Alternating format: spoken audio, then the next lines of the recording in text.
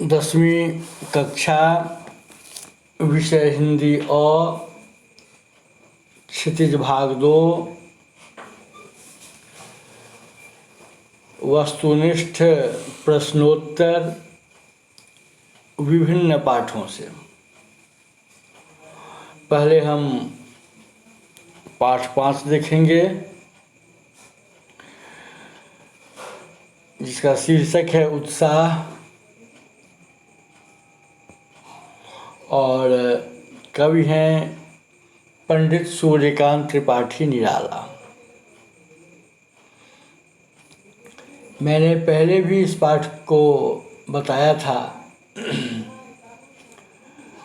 और पुनः आपकी यादगारी को और ताज़ा बनाने के लिए, दमदार बनाने के लिए पुनरावृत्ति की जा रही है। अब जैसे आपसे संक्षिप्त प्रश्नोत्तर पूछा जाए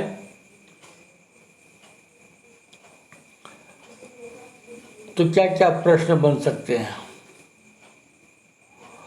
सबसे पहले उनकी रचना से संबंधित निराला जी की जितनी भी रचनाएं हैं उन सबों को निराला रचनावली के नाम से प्रकाशित किया गया है और ये 8 खंडों में हैं। तो आपसे कोई पूछेगा निराला की संपूर्ण रचनाएं कितने खंडों में प्रकाशित हैं और किस नाम से, तो उत्तर होगा 8 खंडों में निराला रचनावली के नाम से। दूसरा प्रश्न, निराला किस प्रकार के कवि हैं, तो उत्तर तो इसके बहुत हो सकते हैं, लेकिन सटीक उत्तर जो सभी उत्तरों को अपने में समाविष्ट कर ले वह होगा निराला विस्तृत सरोकारों के कवि हैं। आप इनकी रचनाओं में क्या पाते हैं, क्या देखते हैं, तो निराला की रचना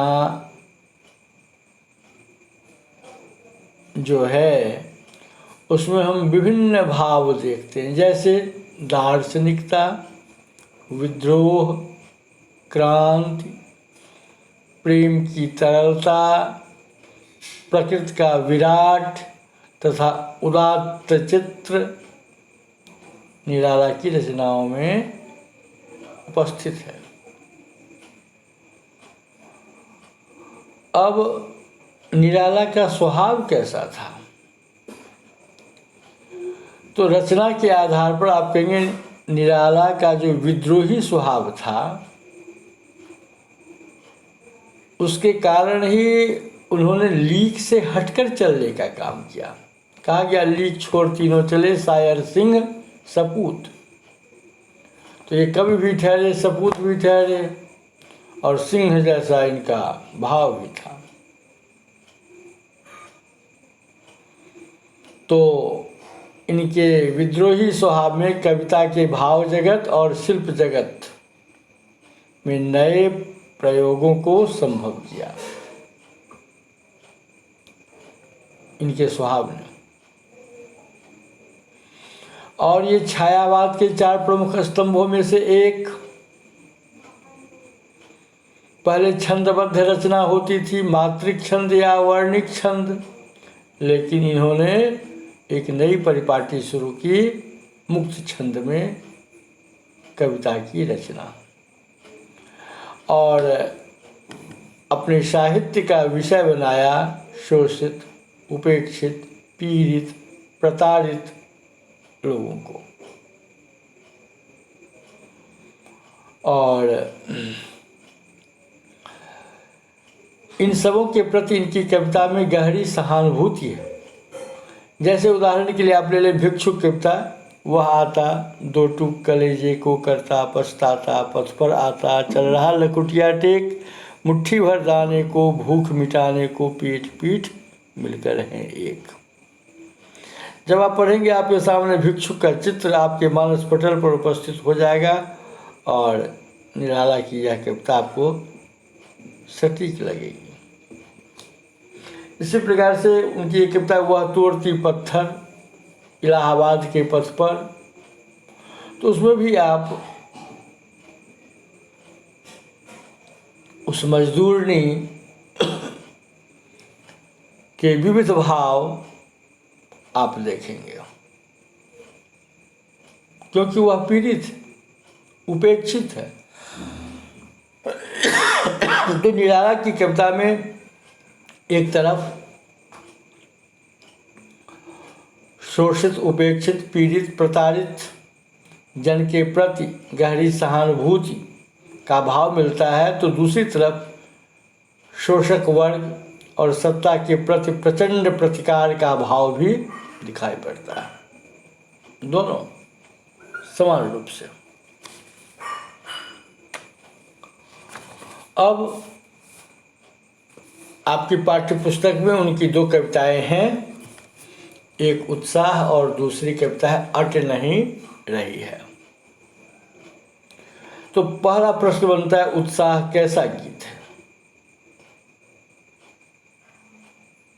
आह्वान गीत, उद्बोधन गीत, प्रेरण गीत, और यह संबोधित है बादल को। मैंने कहा उत्साह कैसा गीत है, आप गीत की जगह कविता भी आप लिख सकते हैं। उत्साह कैसी कविता है? तो आह्वान की कविता है, उद्बोधन की कविता है, जो बादल को संबोधित है। अब निराला जी की जो कविता है उत्साह, उसको उन्होंने किस रूप में देखा? उत्साह को किस रूप में देखा? तो सहज उत्तर है नवजीवन और नूतन कविता के रूप में देखा है, संदर्भ में देखा। जब आप उत्साह कविता पढ़ेंगे ध्यानपूर्वक तो आपको इसमें कुछ भाव दिखाई पड़ेंगे। तो प्रश्न बनता है उत्साह कविता में किस प्रकार के भाव हैं? तो कविता में आप एक जगह देखेंगे ललित ललित काले घुंघराले, तो मतलब ललित कल्पना भी है।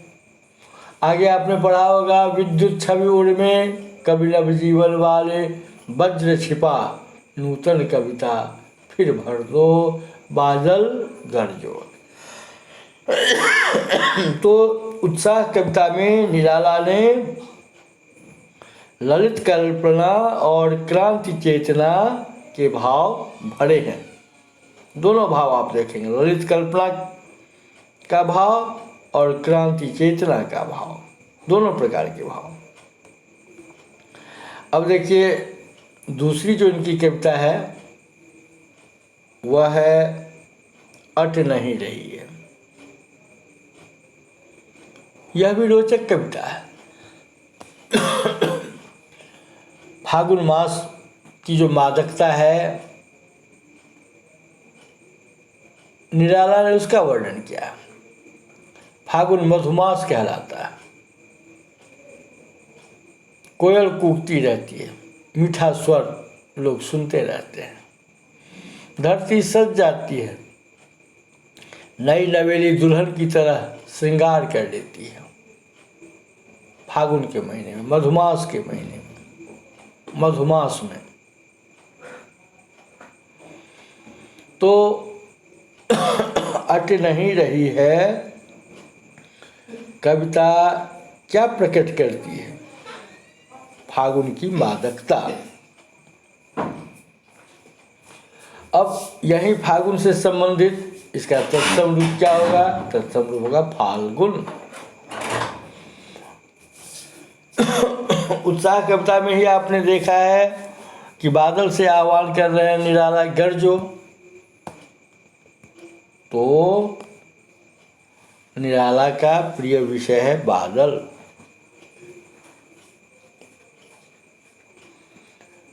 और फागुन का तत्सम रूप है फाल्गुन। कविता में एक जगह पंक्ति आई है, कहीं सांस लेते हो घर घर भर देते हो। ये कहीं सांस लेते हो कौन? फागुन महीना, मास। यहाँ पर भी मानवीकरण किया गया फागुन महीने का। जो मानव नहीं है उसे मानव के रूप में प्रकट करना, दिखाना मानवीकरण अलंकार है। और घर घर भर देते हो, कहीं सांस लेते हो घर घर भर देते हो। तो घर घर एक ही शब्द की पुनरावृत्ति हुई, खास शब्द की, अर्थ समान है, तो अलंकार हो जाएगा पुनरुक्ति प्रकाश अलंकार। तो पूरी पंक्ति में 2 प्रकार के अलंकार हैं, मानवीकरण भी, पुनरुक्ति प्रकाश अलंकार भी। इसी प्रकार से पर पाठ पाठ लिखा है निराला जी ने, घर घर भर देते हो, तो घर घर में भी पुनरुक्ति। उड़ने को नभ में तुम पर कर देते हो। ये जो नील गगन देखते हैं उसकी सीमा को नापने के लिए जो पक्षी उड़ता है, और इस कविता को पढ़ करके हमारी आपकी जो कल्पना उड़ती है, हम लोग जो कल्पना लोक में सैर करते हैं, तो यह जो अभिनव पंख है उड़ान भरने के लिए, है ना। तो यहाँ पर में पुनरुक्ति प्रकाश अलंकार है ना। और इसमें फागुन की मादकता है, सुरभि है, सौंदर्य है। पाठ पाठ शोभाश्री, पाठ पाठ सर्वत्र ऐश्वर्य है, वैभव है, धन संपदा है, अतुल संपत्ति है। तो पाठ पाठ का अर्थ हो गया जगह जगह पर कर देते हो, पंख, है ना। तो यहाँ भी पुनरुक्ति प्रकाश अलंकार है। उत्साह कविता में ही आपने देखा शुरू में क्या लिखते हैं निराला, बादल गरजो, आह्वान गरजो। यह नहीं कि गर्जना छोड़ दो, छोटे छोटे बच्चे डर जाते हैं, कान मूंद लेते हैं, नहीं, विसंगति दूर करने के लिए, झाड़ झंखार रूपी विसंगति दूर करने के लिए आह्वान किया जा रहा है, बादल गरजो, ताकि सुंदर समाज, समृद्ध समाज, समता मूलक समाज, है ना, हम लोग बना सकें। इसलिए बादल गरजो, विसंगति को दूर करने के लिए। तो बादल गरजो, बादल को उस क्रांति पुरुष के रूप में प्रकट किया गया है जो समाज में नई चेतना भरता है, मानव मूल्य से अवगत कराता है, कर्तव्य बोध से अवगत कराता है। इसलिए बादल गरजो में मानवीकरण किया गया है ना, मानव के रूप में प्रस्तुत किया गया है, अतः यहाँ मानवीकरण अलंकार है। इसी प्रकार से घेर घेर घोर गगन धाराधर ओ, पहले तो घेर घेर शब्द की आवृत्ति, खास शब्द की अर्थ समान, तो यहाँ पहले पुनरुक्ति प्रकाश हो गया। अब आ जाइए घेर घेर घोर गगन, घेर घेर घोर, इसमें देखिए घ, इसकी आवृत्ति 3 बार हुई, गगन में गौ की आवृत्ति 2 बार हुई, धाराधर ओ, इसमें ध और र की आवृत्ति यहाँ पर है, केवल धाराधर में 2 बार। पूरी पंक्ति ले लेंगे तो र घेर घेर घोर 3 र यहाँ, और धाराधर में अन्य 2, तो 5 बार आवृत्ति हो गई र की, प्रास अलंकार हो गया। लेकिन घेर घेर को देखेंगे तो एक ही शब्द की आवृत्ति हुई है, खास शब्द की, तो वहाँ पुनरुक्ति प्रकाश। इसी प्रकार से पाठ पाठ शोभाश्री लिखते हैं निराला इस कविता में, पट नहीं रही है। फागुन मास की सुंदरता, मादकता इतनी अधिक है कि जिधर देखिए उधर ही सुंदरता नजर आएगी, और जब दूसरी तरफ नजर जाएगी, अरे ये तो इतना सुंदर था, अब तक देखा क्यों नहीं, पहले वाले को छोड़ते हैं, नए वाले को आप देखते हैं, स्वीकार करते हैं। फिर कहीं और नजर गई, अरे ये तो और भी सुंदर है। तो पाठ पाठ का अर्थ हो गया जगह जगह, इसमें भी पुनरुक्ति प्रकाश अलंकार है। अनुप्रास तो है ही, पुनरुक्ति प्रकाश भी है। तो इसका अर्थ हो गया जगह जगह। समझ गए? तो अब देखिए, आपने उत्साह कविता देखी, अट नहीं रही है, यह भी कविता आपने देखी, मतलब निराला की कविता आपने देखी। अब थोड़ी चर्चा नागार्जुन की भी कर लें। कोई पूछ देगा नागार्जुन किस प्रकार के कवि हैं, तो जन कवि हैं। यह भी शोषित, उपेक्षित, पद दलित, मान मर्दित, सर्वहारा के प्रतिनिधि कवि हैं। इन वर्गों की आवाज है ना। तो निराला का मूल नाम क्या था, कोई आपसे पूछते, तो निराला का मूल नाम था वैद्यनाथ मिश्र। मैथिली भाषा में भी इन्होंने साहित्य की रचना की है, और ये मैथिली में वैद्यनाथ मिश्र के नाम से नहीं, नागार्जुन के नाम से नहीं, यात्री के नाम से लिखते थे। वैद्यनाथ मिश्र यात्री, यात्री इनका मैथिली भाषा और साहित्य का साहित्यिक नाम है। इन्होंने अपने कई उपन्यास पहले मैथिली में लिखे, फिर उसका हिंदी रूपांतर किया, है ना। तो बड़े चर्चित साहित्यकार हैं, मानवतावादी कवि। इनकी रचनाओं में जो स्वर आप सुनेंगे वह सर्वजन हिताय सर्वजन सुखाय, सबों के हित के लिए, सबों के सुख के लिए।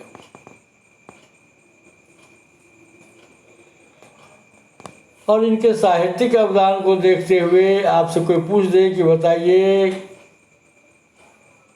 इन्हें प्राप्त किसी एक पुरस्कार का नाम लिखिए, तो पहले ये बिहारी कवि थे, बिहार के थे, दरभंगा जिला के थे, है ना। दरभंगा से पूरब बढ़ेंगे तो सकरी के पास दक्षिण की तरफ एक गांव है तरौनी, वही इनका पैतृक स्थान है, पैतृक गांव है, पैतृक भूमि है। लेकिन ये नागार्जुन नाम क्यों चुना हिंदी के लिए? मैथिली के लिए तो यात्री नाम से, और हिंदी में नागार्जुन नाम से। नागार्जुन एक बहुत बड़े बौद्ध भिक्षु थे, चिकित्सक भी थे, और यह नाम नागार्जुन को बड़ा अच्छा लगा,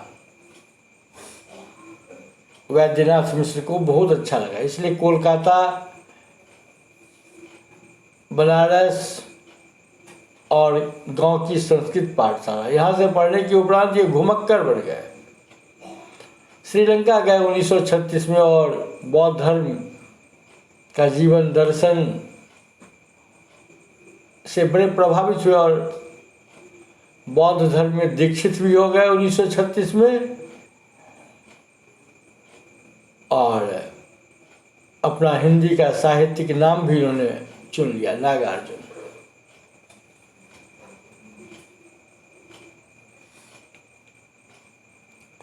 तो जब आप इनके साहित्य पर विचार करेंगे तो हिंदी में नागार्जुन के नाम से, मैथिली में यात्री के नाम से ये साहित्य सृजन करते रहे, और हिंदी अकादमी का पुरस्कार, दिल्ली का शिखर सम्मान, उत्तर प्रदेश का भारती पुरस्कार, बिहार का देश रत्न डॉक्टर राजेंद्र प्रसाद पुरस्कार, और न जाने अन्य कितने पुरस्कार, साहित्य अकादमी का पुरस्कार, है ना, इन्हें प्राप्त हुआ। चूँकि ये राजनीतिक रूप से भी सक्रिय रहे अपने जीवन काल में, है ना, जब देश गुलाम था उस समय, परिणामतः कई बार इन्होंने जेल की यात्रा की।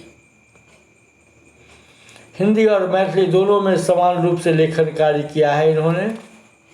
इनकी कविता मैथिली में भी है, संस्कृत में भी है, हिंदी में भी है। उच्च कोटि के विद्वान। तो मैथिली में यात्री के नाम से, हिंदी में नागार्जुन के नाम से, मूल नाम था इनका वैद्यनाथ मिश्र।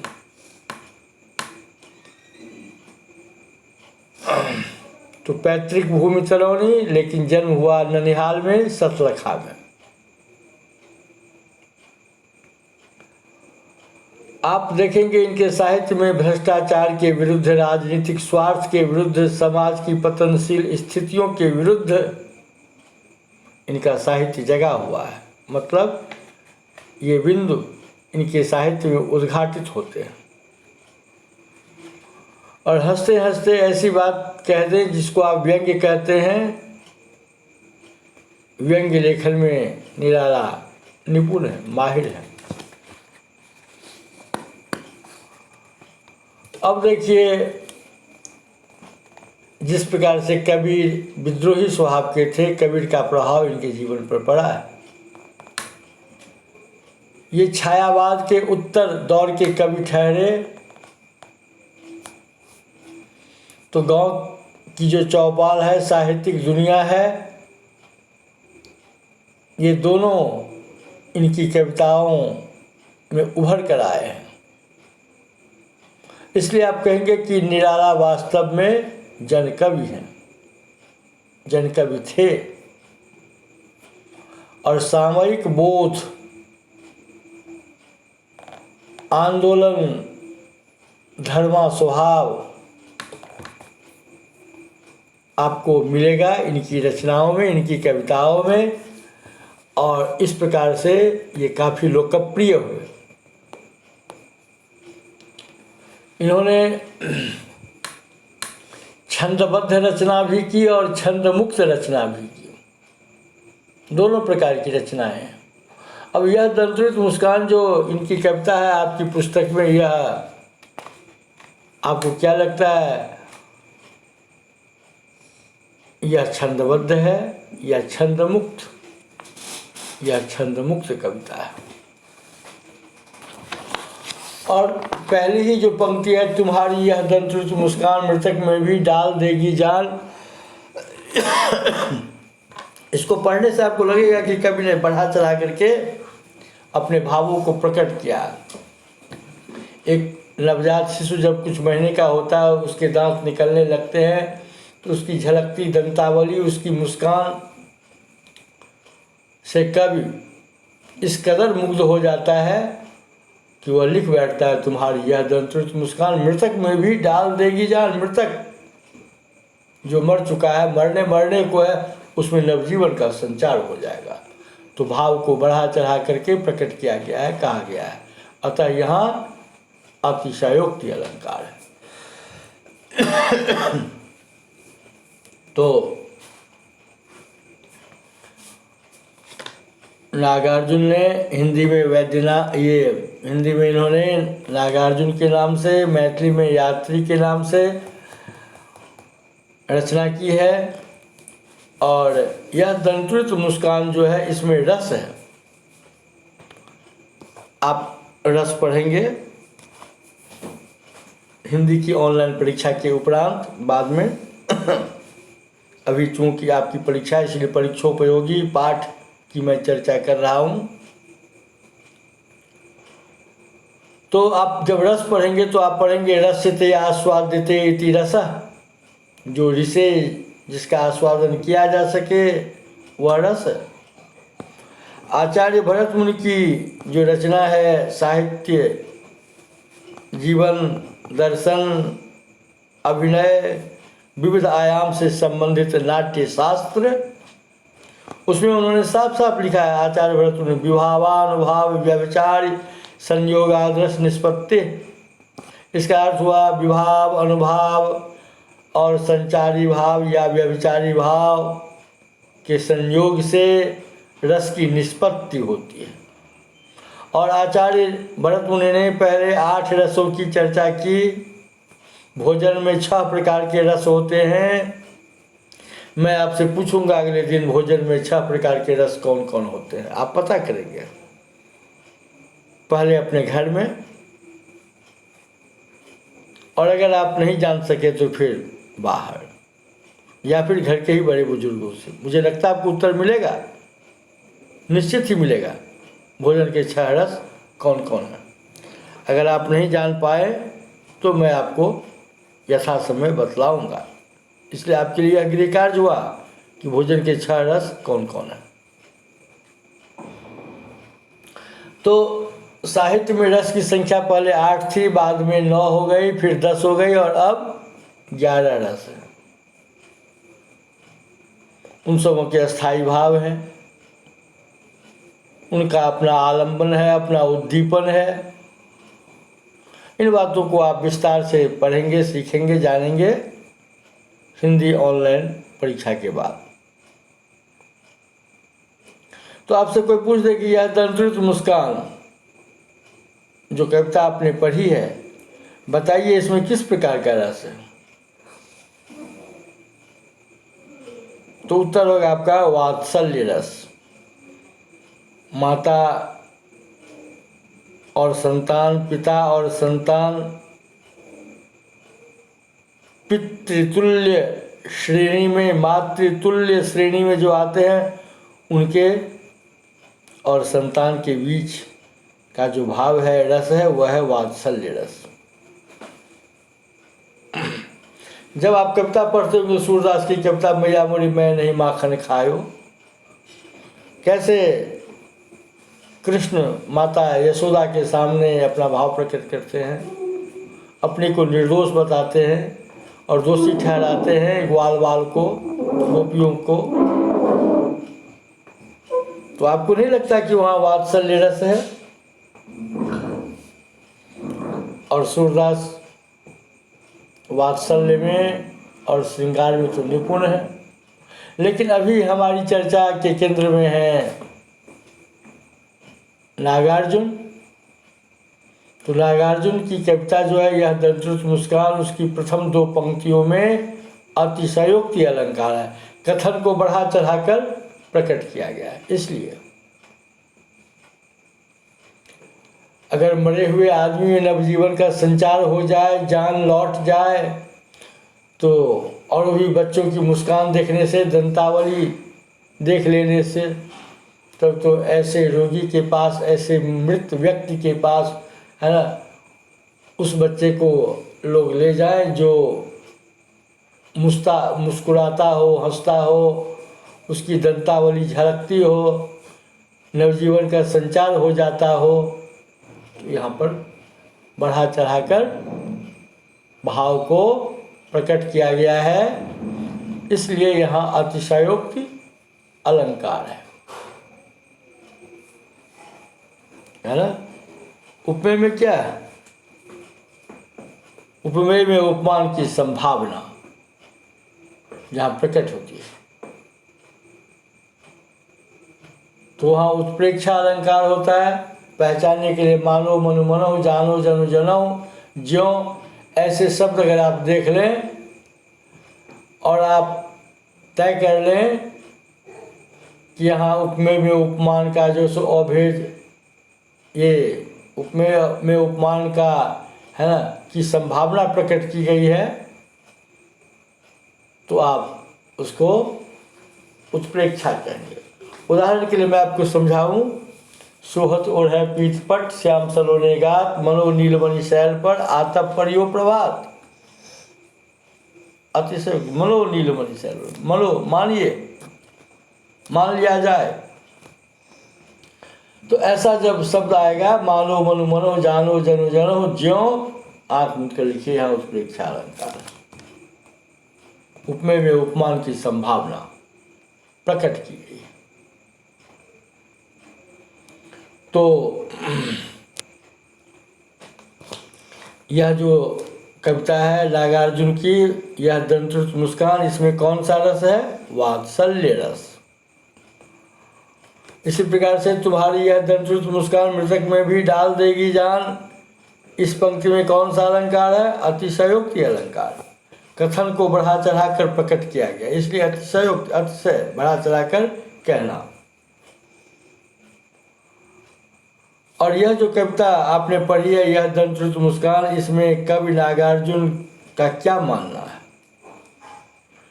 इस कविता के माध्यम से कवि का मानना है कि सुंदरता में ही जीवन का संदेश है। और इनकी दूसरी कविता है इसी पुस्तक में, पाठ्य पुस्तक में, फसल, जहाँ वो दूसरे अनुच्छेद में प्रश्न करते हैं। पहले तो वो बतलाते हैं कि फसल जो समुचित रूप है किसान के श्रम का, है ना। फिर नदियों के पानी का जादू है, किसान के हाथों के स्पर्श की गरिमा है ना। खेत की मिट्टी के गुणधर्म का रूपांतरित रूप है, सूरज की किरणों और हवा की थिरकन का संकोच, रूपांतरण, इन सबों का समुचित रूप है। तो फसल कविता में नागार्जुन ने किस संस्कृति की चर्चा की है? कृषि संस्कृति की। और पुनः एक बार यह दंतुत मुस्कान में कवि का क्या मानना है? उनका मानना कि सुंदरता में ही जीवन का संदेश भरा पड़ा है। इस प्रकार से इनकी जो कविता है दोनों, यह दंतुत मुस्कान और बाद फसल, अद्भुत कविता है। धन्यवाद।